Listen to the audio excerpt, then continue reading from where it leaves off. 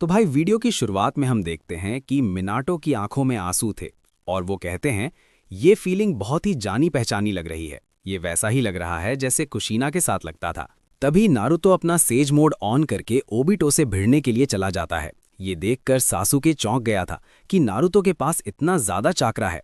फिर तोबिरामा कहते हैं, नारुतो, शो ऑफ करना अच्छी बात है, लेकिन ये मत भूलो कि इसे सिर्फ सेंजुत्सु से ही हरा सकते हैं। मुझे पता है कि तुम बेवकूफ नहीं हो। ये सुनकर नारुतो बहुत ही ज्यादा डर गया था। तो तोबिरामा कहते हैं, हाँ सही कहा, तुम मेरे भाई हशीरामा से भी ज्यादा बड़े बेवकूफ हो। सासुके बोलता है, इतना ज्यादा चाकरा इस बेवकूफ पर उड़ा रहे हैं। वहीं अंदर नाइन टेल्स कुरामा उसका मजाक उड़ा रहा था और कहता है, तुम तो बाकी होकागे से भी ज्यादा बेवकूफ निकले। फिर नारुतो गुस्सा हो जाता है। तभी कुरामा कहता है, सुनो, तुम शायद भूल गए, लेकिन ये चीज नागाटो के साथ भिड़ते वक्त भी हुई थी। मैं इतना ज्यादा गुस्सा हो गया था कि मेरा चाकरा लीक होने लगा था। तुम उस समय सेज मोड में थे, फिर भी मेरा पावर तुम्हारे सेज मोड के साथ सिंक हो गया था। ये सुनकर नारुतो सोचने लग जाता है कि आखिर उस टाइम हुआ क्या था और कहता है, अच्छा, तो जब मैं सेज ट्रेनिंग कर रहा था तो तुमने ग्रैम्स को फुकासाकु को डराया क्यों था?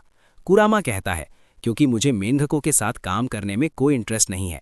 मुझे गुस्सा आ रहा था कि तुम्हारे पास मेरा चाकरा है, फिर भी तुम सेज मोड का यूज कर रहे थे। नारुतो कहता है, तुम सच में बहुत ही ज्यादा जिद्दी हो। कुरामा जवाब देता है, नहीं, तुम ज्यादा जिद्दी हो।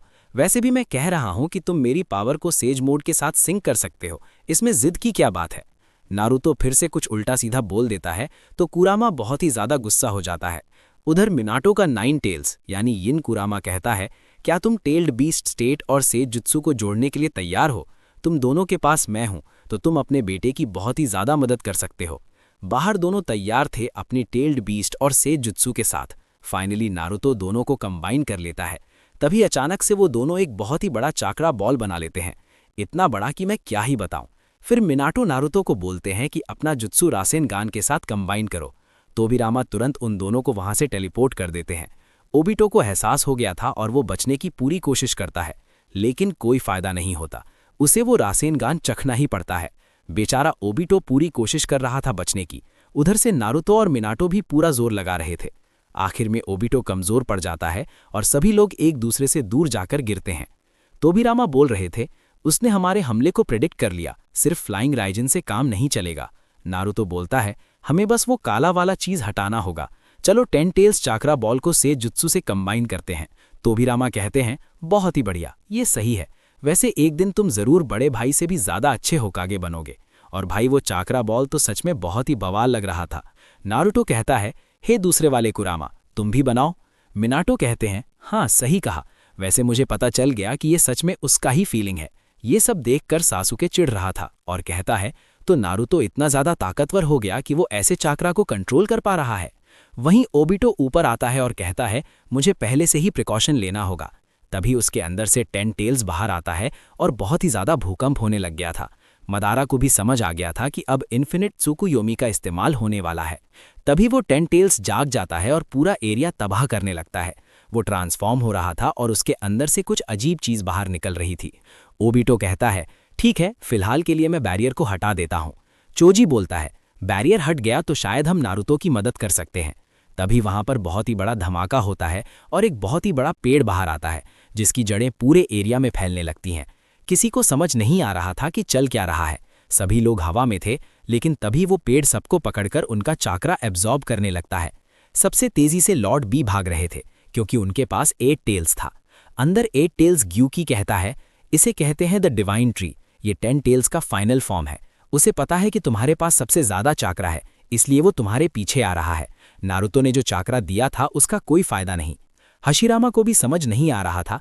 तभी मदारा कहता है, चाकरा का भूखा पेड़ जितना भी चाकरा है ये सबको एब्जॉर्ब कर लेगा।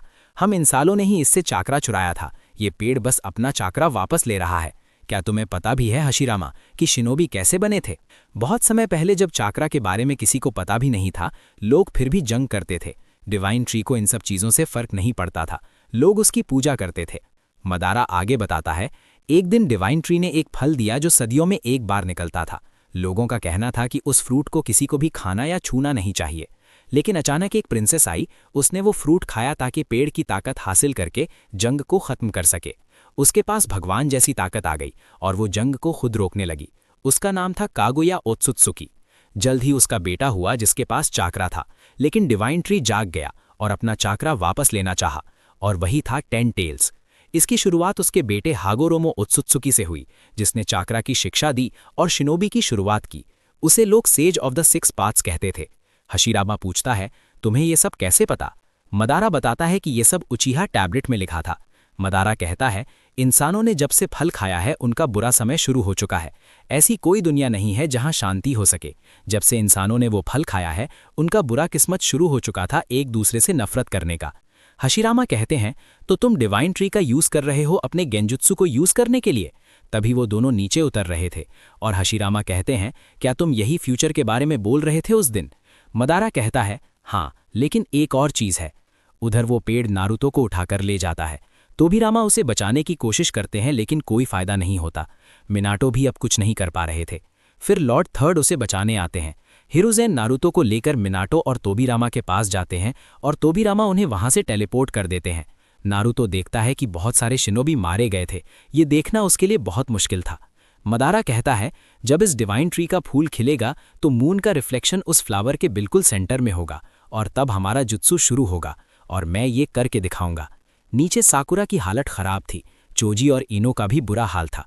ओबिटो अपना गेम शुरू करता है जिसकी कोई ज़रूरत नहीं थी, लेकिन वो फिर भी कर देता है। तो गाइस, मिलते हैं अगली वीडियो में। तब तक के लिए बाय बाय।